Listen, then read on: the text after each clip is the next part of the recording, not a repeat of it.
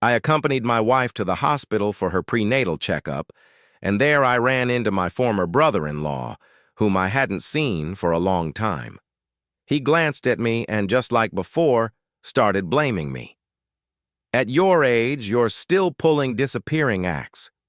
Can't you be a little more responsible and stop making my sister worry all the time?" But maybe he forgot. A year ago, my mother was gravely ill. Her only wish was to see me married with a child. I put everything on the line and proposed to Sabrina. But on the wedding day, I waited from morning till night, only to receive a 30-second voice recording. "I won't be coming to the wedding and I won't marry you. This is your punishment for bullying Mickey." My mother was so infuriated by Sabrina's reckless behavior that she had a heart attack and passed away. After handling my mother's funeral, I erased all traces of myself. When I left City C with the little I had left, Sabrina was still out skiing abroad with Mickey to unwind. And now he dares to tell me, "My sister has spent most of every month flying around to look for you. She's lost nearly 20 pounds off her 100-pound frame within a year. She's been waiting for you all this time. Kevin, now that you're back, live well with my sister." I lowered my head with a faint smile, raising my hand with the wedding ring on it. "Sorry, I like to keep things low-key. I already got married without holding a big ceremony, so I didn't notify you." Chapter 1. Kevin, do you even know my sister almost went insane looking for you this past year? You almost cost a life back then. My sister skipped the wedding to clean up your mess. And then you just walked away. 8 years of relationship thrown away just like that. He blocked my way. I had just come back from the parking lot, looking down at my phone to reply to my wife's message. Sean Jin, dressed in his white doctor's coat, stood in front of me. After a moment of surprise, he started questioning me. A year apart, yet the deep-rooted arrogance of the Jin family in his bones hadn't faded one bit. Back then, it was Sabrina who was two-timing, yet in his words, it became all my fault. Honestly, hearing Sabrina's name again didn't stir much in me. It was like brushing against a scalding cup. 2 seconds of pain, then nothing left at all. I looked indifferently at the endlessly chattering Sean and calmly spoke. "Sabrina and I broke up a year ago. What you're saying has nothing to do with me." Sean froze slightly, his gaze filled with disbelief, blurting out, "Everyone in the circle knows you're my sister's watchdog. You never did anything else except cling to her, terrified that another man might get close to her. How could you possibly let her go?" With those eyes that resembled Sabrina's by 60%, he looked down on me with disdain, as if staring at a stray dog with no home. That look, during the past 8 years, I endured it every single day. Sabrina was the daughter of a prestigious family of doctors, while I was just a boy from a single-parent household in the slums. When I decided to pursue Sabrina, everyone mocked me for being a toad lusting after a swan. Later, when Sabrina finally accepted me, they changed their tune, saying I was nothing but a simp, betting on how soon Sabrina would dump me. Some bet a week, some bet a month, some bet 3 months. But no one expected that I'd end up staying by Sabrina's side for 8 whole years. Chapter 2. At the beginning of our 8th year of dating, Sabrina's career became unusually busy. Yet in the few text messages we exchanged each day, another man's name kept appearing. I asked Sabrina if she had eaten, and she said her junior fellow had brought her food. It was very spicy. I asked if she wanted to watch a movie, and she replied that everyone was going out to celebrate her junior fellow's paper being published. Later, when I got sick, I asked if she could spare some time to come back home. She said her junior fellow had messed up an experiment and was being scolded, so she had to stay behind to handle the aftermath. From those words, I sensed a subtle atmosphere. Soon enough, my intuition was confirmed. On our fixed monthly date, I managed to get tickets to Sabrina's favorite concert. But during that rare time together, Sabrina kept lowering her head to reply to messages. I felt upset, but then thought about how hard she had been working, so I told myself not to mind. I asked softly, "Who keeps bothering you even on your day off?" Sabrina answered casually, "Mickey copied my experiment and messed up the data. He's asking me about it." Mickey, that junior fellow of Sabrina's. I didn't even know what I was feeling at that moment, only that it was such a pity. Tickets I had worked so hard to get, and neither of us really watched the concert. On the way back, Sabrina again pulled out her phone to text. I couldn't stand it anymore and covered her phone with my hand. Sabrina frowned at me. I looked straight at her and, in a joking tone, said, "You already missed 2 of our monthly date nights. I finally managed to see you, but you're still glued to your phone. You keep mentioning your junior fellow. I'm getting jealous."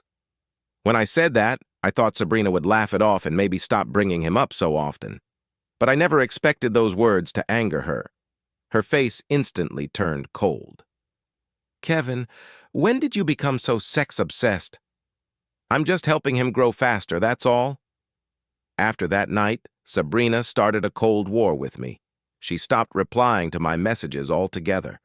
On the 3rd day of silence, I received a text from her. "No appetite. Cook me something light and bring it to the lab." To me, this looked like a sign of reconciliation. So I took leave from work and went straight to the market to buy groceries. The moment the food was ready, I rushed to deliver it to the lab. But when I opened the door, I saw Sabrina squatting in front of a man, gently massaging his leg. That cold, aloof voice I had praised countless times was now incredibly tender. "How is it? Feeling better?" "Much better, senior sister." The sight made my head feel like it was exploding. Countless thoughts surged up, choking me with pain. The guy suddenly looked up, quickly pulling away from Sabrina, embarrassed. "Senior sister, stop! Someone's here!" Only then did Sabrina notice me standing at the door. She stood up, frowning. "Kevin, this is the lab. Why didn't you knock?" Expressionless, I gave a mocking laugh. If I had knocked, I wouldn't have seen what just happened. The guy stood next to Sabrina, stuck his tongue out, and muttered an explanation. "Brother, you misunderstood. I had a cramp and couldn't keep working. Senior sister was just helping me massage it." Sabrina walked over to me, reaching for the lunchbox. "We're short-staffed right now. Mickey isn't feeling well and has no appetite. He hasn't eaten yet. Just give me the food." She said it lightly, as if it was the most natural thing in the world. But all I could do was laugh at myself, realizing I was nothing but a clown. The stabbing pain in my chest made me blurt out, "His leg hurts, so you kneel down to massage it. He has no appetite, so you end the Cold War by asking me to cook for him." "Sabrina, since when have you been so considerate toward someone else?" I thought I was shouting with all my heart, but my voice came out hoarse, barely audible. Sabrina, on the other hand, didn't think she was wrong at all. She replied coolly, "Mickey is an irreplaceable member of our team. If he's in good condition, our research can move forward faster. Can you stop forcing your complicated notions about men and women onto us?" I looked at her deeply, then turned to leave with the lunchbox in hand. That meal? I'd rather feed it to a dog. But the next second, Sabrina yanked the lunchbox out of my hands. I stumbled, fell hard to the ground with the food. 2 hours of carefully prepared dishes turned into a pile of garbage. Sabrina's face darkened as she scolded coldly. "Causing a scene like this in the middle of the day? Are you satisfied now?" I knelt silently on the ground. Shards of porcelain cut into my palms, blood running across my hands. She froze for a moment, instinctively reaching out to help me up, but I pushed her hand away, forced myself up through the pain, and walked out without looking back. Chapter 3. After that, Sabrina sent me a few messages. I didn't reply, and she didn't send any more. There was a week left until my birthday. I thought I would be spending it alone this year. But close to midnight, Sabrina showed up in the pouring rain with a cake. She put a gift watch on my wrist and sincerely apologized. What happened that day was my fault. "I didn't give you enough security, which made you so anxious and uneasy. Don't worry, when this project ends..." I'll bring up our marriage to my family. In 8 years of dating, it was the first time she ever gave me such a promise. I started counting the days, waiting in anticipation for the long-awaited wedding. But later, I realized that day would never come. After reconciling with Sabrina, she came home every evening after work, and we enjoyed our little world together. That lasted for 2 weeks before Sabrina threw herself back into her busy job. One night, I was out entertaining clients with my boss. When the dinner ended, I spotted Sabrina and Mickey eating together in a corner of the restaurant. Before I even got close, I heard Sabrina speak slowly. "This meal is to thank you for your advice. Otherwise, I wouldn't have been able to soothe him. He used to be obedient and understanding. He was never like this before. Honestly, that day I dragged you into trouble." Mickey suddenly looked up in my direction. Grinning, he raised 3 fingers to Sabrina. "Senior sister, I heard you've been with Kevin for 8 years. Why aren't you married yet? Do you really still love Kevin? I don't want to see you spend your life with someone you don't love. And I don't like that you're wasting Kevin's youth either. Guy's youth is just as important, you know. Tell me, I promise I won't tell anyone else." I froze in my tracks. Then Sabrina stayed silent for a few seconds before speaking softly. "A dish, no matter how delicious, after eating it for years, you'll get tired of it. But if you suddenly cross it off the menu, I can't bring myself to let go. Let's just leave it at that." In that instant, it felt like cotton was stuffed into my chest, suffocating me. I walked straight to Sabrina, picking up a glass from the table. When she saw me, she instinctively put her hand in front of Mickey. "Kevin, what are you doing here? Were you following me?" Watching her movements and hearing her accusations, my heart throbbed painfully again. I couldn't bear it anymore. I poured the glass of alcohol over Sabrina's head. The surrounding diners were drawn to the scene, stealing glances. Mickey, distressed, quickly wiped Sabrina's face. "Kevin, no matter what, you can't treat senior sister like this." I ignored Mickey's fake concern and stubbornly stared at Sabrina. She gently pushed Mickey aside, wiped her face, and spoke in an icy voice. "Kevin, no wonder you have no friends. No wonder no one wants to be near you. With this kind of temper, who could tolerate you?" The glass slipped from my hand and shattered on the floor. I had never imagined Sabrina would one day scold me for another man's sake. Nor had I imagined she would take my painful memories and turn them into a blade against me. When I was young, my father cheated and then drowned in the sea with his mistress. My mother, with her frail shoulders, raised me on her own. But growing up poor in a single-parent family, with parents working ordinary jobs, became the source of my bullying. After school, I was locked in the bathroom as a cruel prank. Sabrina appeared before me like a goddess, saving me. As she passed me, she said, "Don't blame yourself for other people's mistakes."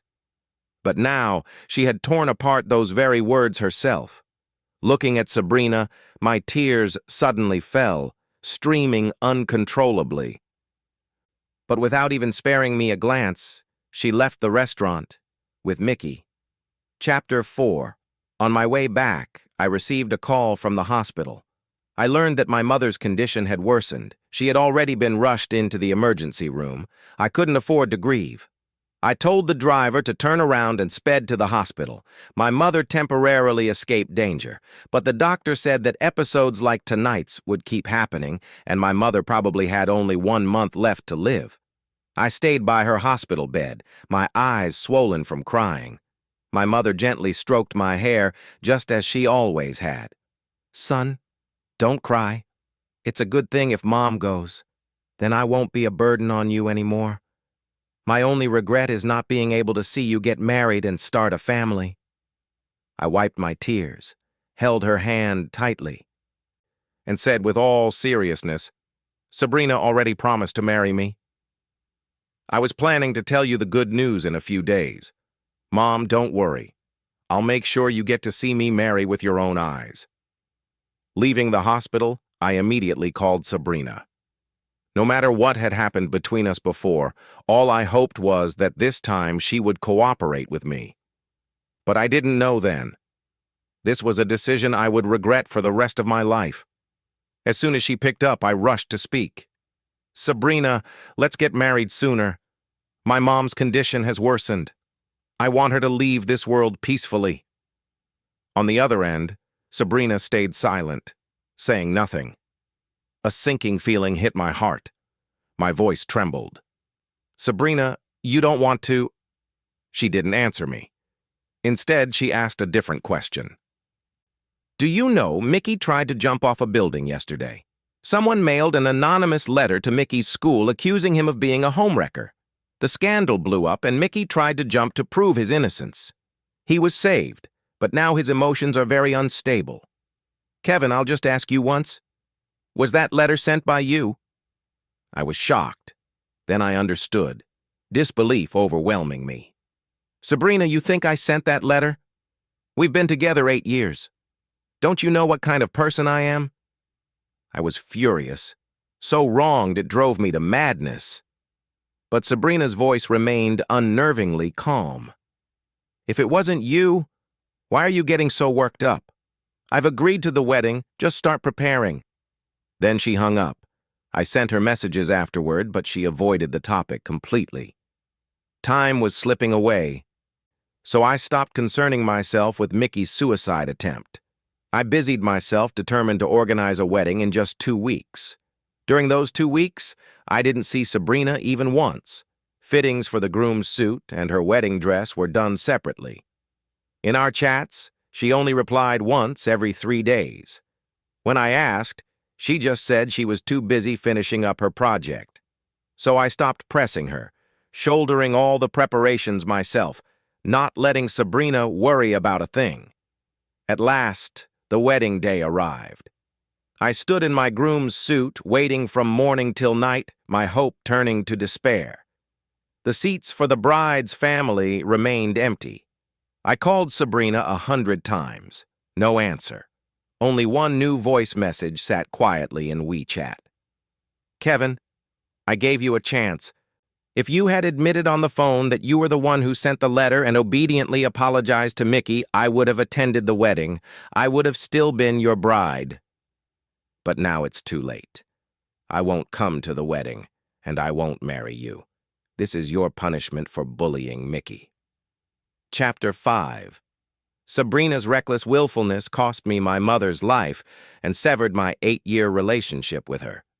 After the funeral, I accepted my company's transfer order and took a position at a new branch. During that time, I sold my house as quickly as possible. Then, carrying the little that remained of my belongings, I left City C. Before boarding the plane, I opened Sabrina's WeChat moments one last time. Her latest post, uploaded just 10 minutes earlier, was a video of her skiing abroad with Mickey, both of them laughing joyfully, faces glowing. I immediately blocked and deleted all her accounts and phone numbers. Blinking, I snapped back to the present, tossing those painful memories behind me. In front of me, Sean saw that I wasn't responding and sneered. "Kevin, you're almost 30, aren't you?" Still acting like some character from a novel, disappearing without a trace. "You've been hiding for nearly a year now just to make my sister pity you and agree to marry you again, haven't you?" Hearing that, I froze for a moment, then suddenly burst out laughing. I raised my hand, waving it in front of Sean. "Sorry, I like to keep things low-key, so when I got married, I didn't throw a big wedding." "Don't overthink it." The glittering diamond ring stunned Sean into blankness. Then, realizing what I had just said, his expression turned hideous. "What did you just say? You're married? Kevin, how dare you? How are you going to explain this to my sister?" Seeing that he couldn't understand plain words, my smile faded. "The ENT department is on the 3rd floor. The elevator is right there. Why don't you go down and get yourself checked?" "If there's nothing else, I'll be leaving. My wife is waiting for me." I was about to walk away when Sean tried to block me again. I shot him a cold glare. "Sean, if you keep pestering me, I'll call the police." I didn't lower my voice when I said it, so the family members waiting in the corridor turned their heads to look. Sean quickly released me. I took 2 steps forward and suddenly saw a familiar figure, one hand resting on her belly. Smiling, I waved and called out, "Wife," before hurrying over, carefully supporting Alice. "How are you? What did the doctor say?" "The doctor said everything's normal, told me to rest and wait for delivery." "What about you? How's the car? What did the traffic police say?" "When we came to the hospital today, the parking lot was full, so I had left the car outside. Later, I got a call from the traffic police. Someone had crashed into my car. It was a kid, just a scratch on the paint. But the kid's parents insisted it was my fault for parking outside. Then the police checked the surveillance and found it was clearly their son." Alice sighed and stroked her belly gently. "Sweet daughter, don't you ever become like that bratty kid." "Okay," I laughed, squeezing her hand gently. "And how do you know it's a girl?" Alice gave a tender smile. "Because I like girls." After leaving City C in order to forget my painful past, I threw myself completely into building up the new company. But I worked so hard that one day I collapsed on the street. It was Alice, passing by on a field survey, who saved me. She took me to the hospital and spent 3 days caring for me. By the time I thought of properly thanking her, she was already gone, leaving me only her name. Later, when the company stabilized and I received a promotion, my boss granted me a 10-day vacation to reward my hard work. I chose to travel to my mother's hometown, and there I ran into Alice once again. From then on, we naturally became a couple and eventually got married. It all happened quickly, yes. But in this relationship, all I have felt is genuine happiness. Sean's stunned gaze lingered on me for a long time. But I didn't care. I had no desire to ever be entangled with their family again. Chapter 6. After that day, I never saw Sean again, and gradually the memory of that conversation faded. My life now was happy and full, a beautiful, gentle wife and a baby on the way. If Mom could see my life now, she would be glad for me. But I never expected Sabrina to come looking for me. My wife was 35 weeks pregnant in her 3rd trimester, and I often walked with her in the neighborhood plaza. This was an upscale complex. Plenty of rich kids and celebrities had homes here. The security was usually very responsible. They'd even bring deliveries in. So when I suddenly ran into Sabrina, I was startled and frowned at her. "How did you get in here?" I asked. Sabrina looked straight at me. Her gaze slowly dropped to my wife's belly. Her deep eyes reddened in an instant. I even saw a trace of tears. Actually, ever since seeing Sean, I'd had a vague premonition that Sabrina and I would meet again. I just didn't expect it to be so soon, nor did I expect to feel utterly calm facing her. I knew then that I had truly let Sabrina go. "Kevin, what did you treat me, our relationship, as?" she demanded. "You marry another woman so quickly and already have a child. Did you ever ask me? Have you considered my feelings?" Her questions came one after another. Her voice was hoarse as if she'd eaten a sack of chili. To be honest, I felt no anger listening to her, only amusement. It had only been a year. Could Sabrina selectively forget who was right and who was wrong, as if I were the one who had wronged her? I put my wife slightly in front of me and looked at Sabrina with a half-smile. Yes, the one who promised to marry you and then didn't show up at the wedding was obviously some alternate version of you. Our pure, innocent Miss Jin is blameless. How ridiculous. Sabrina, who do you think you are to me? I got married and had a child. Do I need to file an application with you first? I glanced at my watch. There were 5 minutes left before the exercise ended. I told my wife to go home first. I couldn't continue in such an unlucky mood. As we turned to leave, Sabrina blocked our way. She and Sean truly were siblings. Even their hobby of stopping people was the same. Seeing Sabrina step closer, I reflexively covered my wife's belly and snapped, "Stop! Don't come any closer!"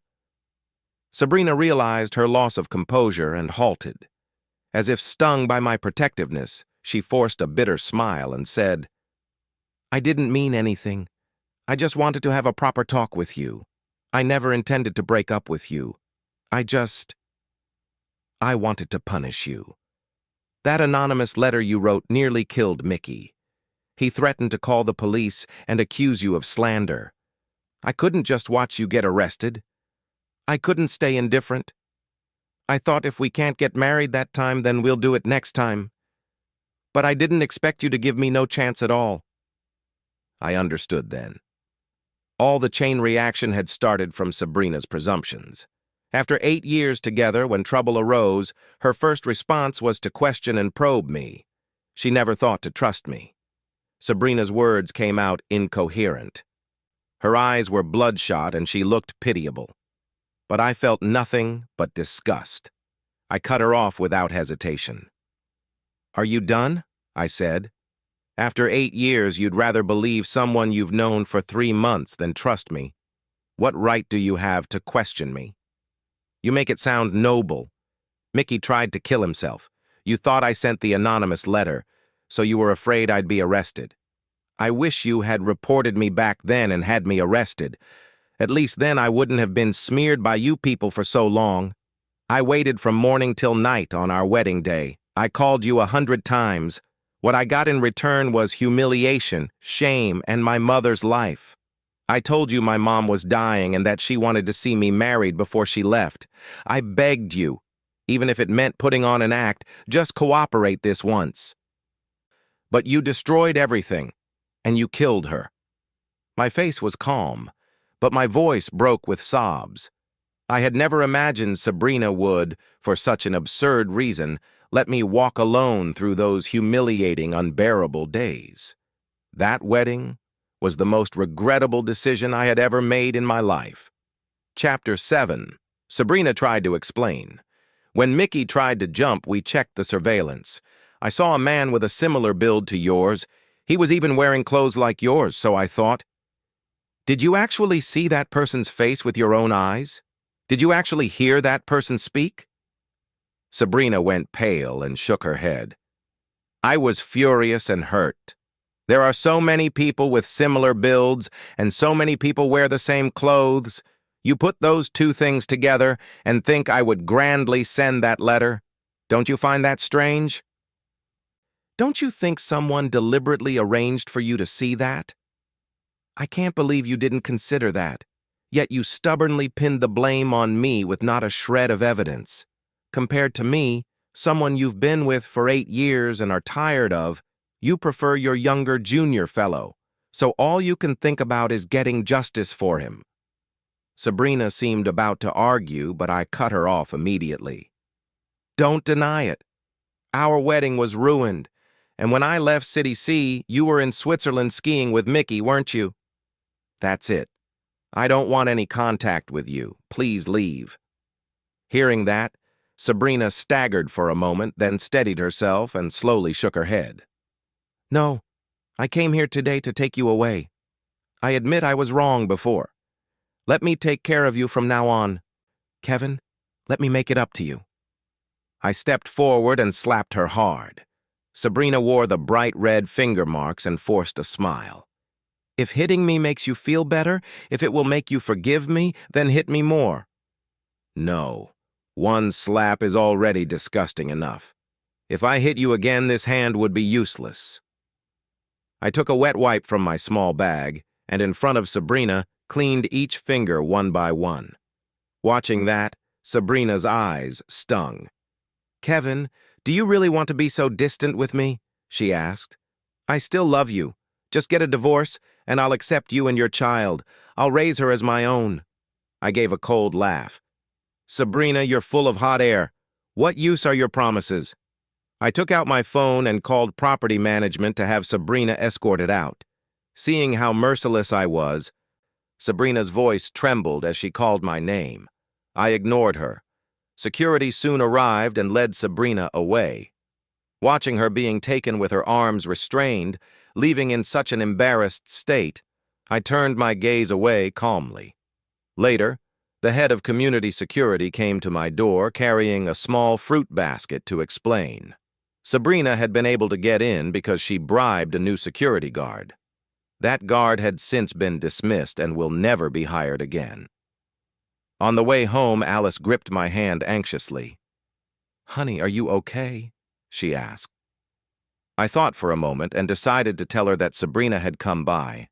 Alice and I had only known each other for about a year, but she was sincere and wholehearted. She held nothing back with me. 1 month into our relationship, I saw a post about counting moles and, curious, asked Alice how many moles she had. Blushing, she leaned in and told me the number. Later in bed, when she was in a playful mood, she'd excitedly point to the moles on her shoulder and chest and make me count them. Once I'd counted them all, she'd cuddle me and act spoiled. "Honey, I would never lie to you," she'd say. Alice always knew about my 8-year relationship. I had briefly told her what happened before. She held me and said we would have many more 8-year stretches together. I was someone who needed affection. Alice had helped me recover from the double blow of losing my mother and my breakup. Alice was undeniably important. Chapter 8. After what happened today, Alice furrowed her brows and began packing clothes. Seeing her suddenly rushing about, I asked, "What are you doing?" Alice's face was serious. "Honey, I'm afraid that woman will come disturb us again. Let's move to my parents' place.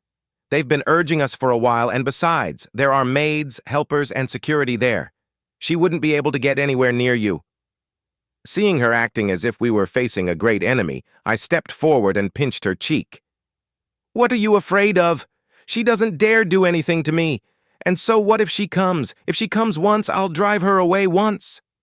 But in the end, I still went with Alice, bringing the maternity bag back to her family home. My father and mother-in-law were delighted at our arrival. Even Alice's eldest brother, always busy and in control of the family business empire, came home for a visit. We lived very comfortably there. Only occasionally did I receive messages from the neighborhood manager on my phone saying someone was looking for me. I knew who it was. I simply told the manager to drive her away. At 38 weeks pregnant, Alice's checkup showed reduced amniotic fluid, and the baby might be in danger. A date was set for an early C-section. When the surgery was done, our daughter was born. I watched in bliss as Alice nursed the baby, her parents surrounding her, their faces filled with delight as they gazed at the newborn. Looking at that scene, I felt like I had been reborn. On the 3rd day in the hospital, I went downstairs to pick up medicine. When I returned, I heard a sudden uproar in the ward. Alice and Sabrina were fighting. Nurses stood anxiously nearby. Several patients' family members tried to intervene but couldn't get in between them. I stared in shock and shouted for them to stop. The moment Alice heard my voice, she froze and released Sabrina. But Sabrina took the chance to slap Alice hard across the face. Alice winced in pain, baring her teeth, then looked at me with aggrieved eyes. I couldn't take it anymore. I strode over to Sabrina and slapped her twice. "This slap is for my wife. This one is for myself. My wife just gave birth and you dare come disturb my peace. Sabrina, where are your manners?" Without looking at Sabrina's expression, I pulled Alice back into the ward.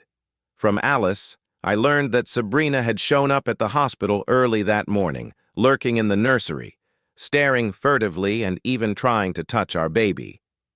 At first, Alice thought the woman was a kidnapper, so she fought back. Only during the scuffle did she realize it wasn't a kidnapper. It was a romantic rival. I couldn't believe Sabrina would be this crazy, this obsessive, that she would actually find us here. Even so, I still had no intention of meeting her. That changed on the day my wife was discharged. I bundled Alice and the baby up tightly and went downstairs. By the front gate, I ran into Sabrina, drawn, exhausted, her face drained of color. When she saw me, she strode over, voice pleading, "Kevin, I want to talk. Can you give me a few minutes?" I decided it was time to have one serious conversation with Sabrina. If I didn't deal with this, who could stand being disturbed like this again and again? I glanced at Alice. She held the baby and gave a disgruntled little huff. Go ahead. I'll wait here. A few meters away, Sabrina looked years older than the last time I'd seen her, a few white hairs showing at her temple. I couldn't say I felt anything but that she deserved it. I looked at her seriously. Sabrina, I hope this is the last time we talk. I told you I have my own life now. Stop clinging to the past. I never wronged you. Your stalking and harassment are no different from torturing me. Sabrina's eyes were rimmed with red, her lips pale as she hurried to speak. Kevin, is there really no chance for us? A few days ago, I went back to City C and I kicked Mickey out of the lab. He pretended to be senile and staged things to ruin our relationship. I wouldn't let him. Later, he latched on to another senior sister. She was already married and wouldn't put up with him. I admit I once wavered in this relationship, but I've realized clearly, I love you. I only love you. Listening to Sabrina confess like that, something she'd never done before, I felt nothing but a weary coldness. What use was it now? I refused her again without hesitation. The rift between us is not something your momentary wavering can fix. When I see you, I see the image of my mother dying in my arms.